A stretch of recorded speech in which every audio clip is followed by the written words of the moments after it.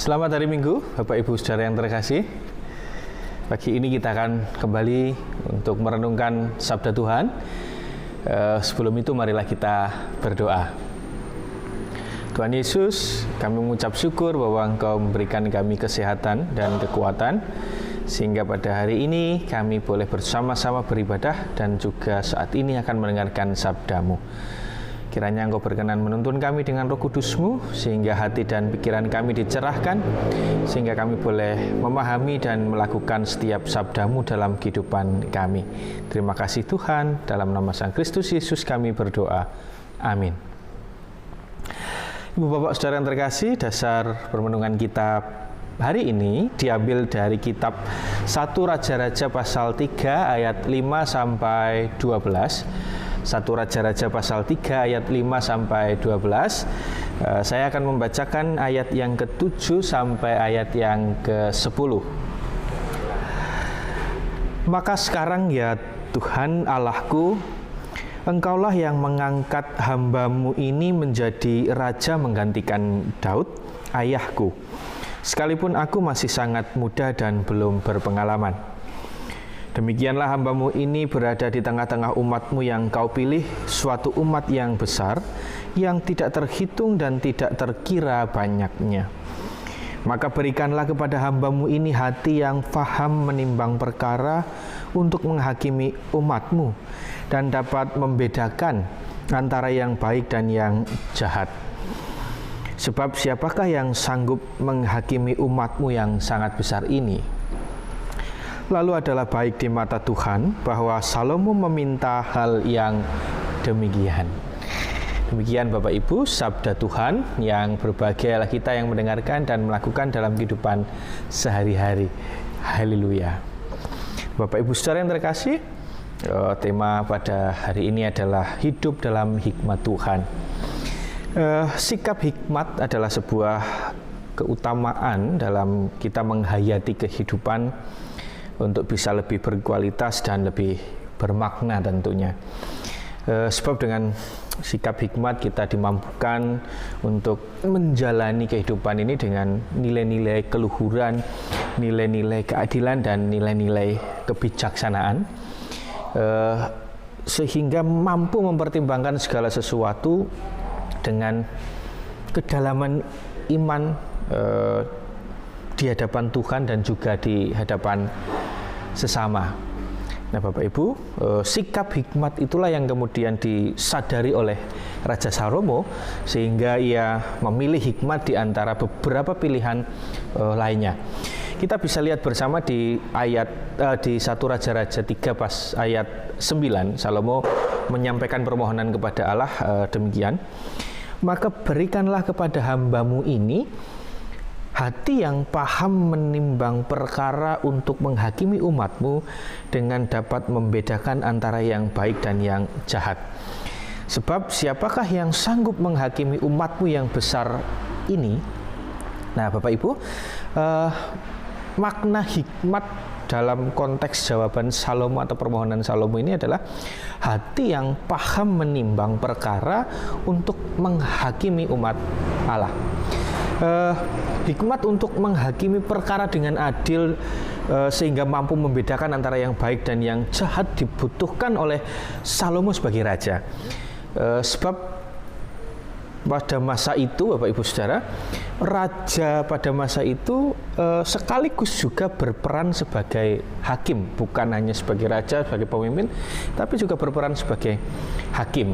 Dan kemudian keadilan dan kemampuan menimbang perkara secara cermat, secara jernih, itu menjadi kebutuhan yang utama bagi seorang raja ketika itu.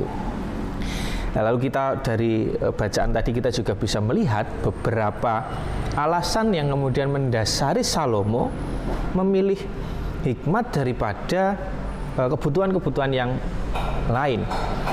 Yang pertama yaitu Salomo menyadari bahwa jabatan raja yang diembannya itu adalah sebagai sebuah anugerah Allah dalam kasih setia Allah yang begitu besar.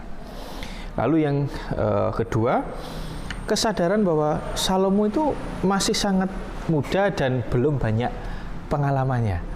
Dan alasan yang terakhir adalah kesadaran Salomo bahwa umat yang dipimpinnya adalah sebuah bangsa yang besar. Maka Salomo menganggap dengan memohon hikmat dari Allah, kemudian dia mampu untuk melaksanakan tanggung jawabnya sebagai seorang raja.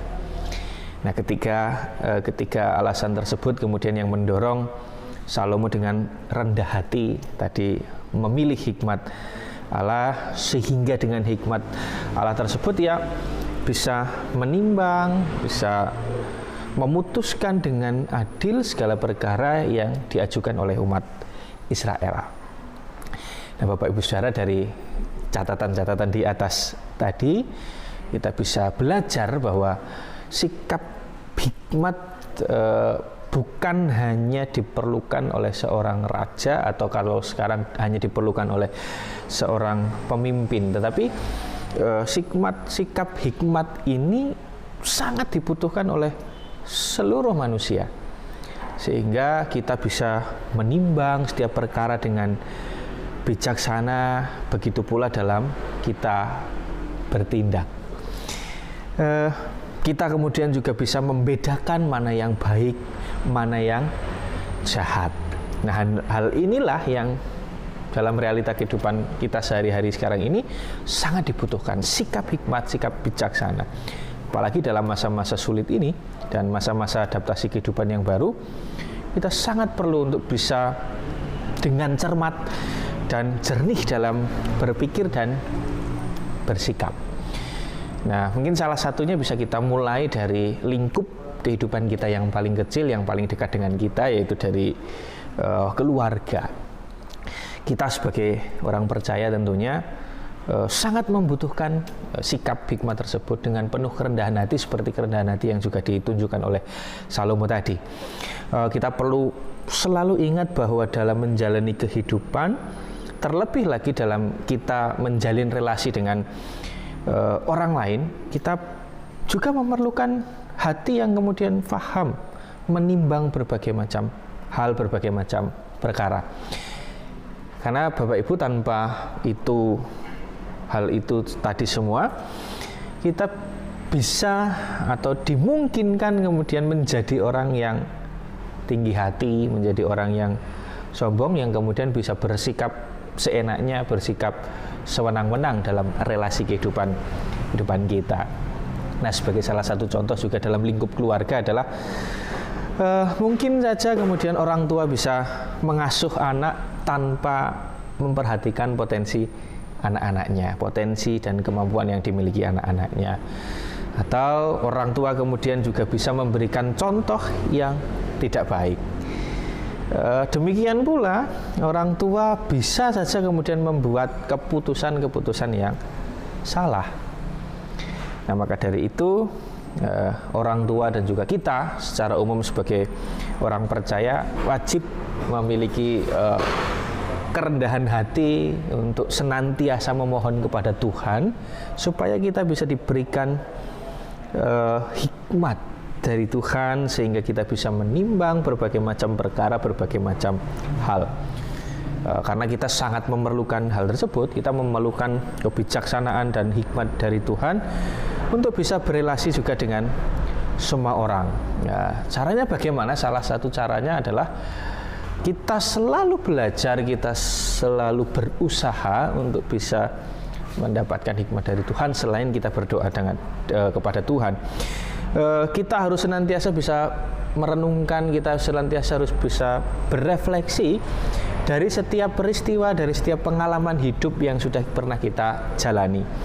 Lalu kita juga bisa atau diharapkan untuk bisa selalu mengevaluasi diri, mengevaluasi, melihat kembali hal-hal yang pernah kita lakukan, hal-hal yang pernah kita putuskan, dan sikap-sikap apa yang sudah pernah kita lalui, tindakan-tindakan apa yang sudah pernah kita jalankan dalam hidup kita.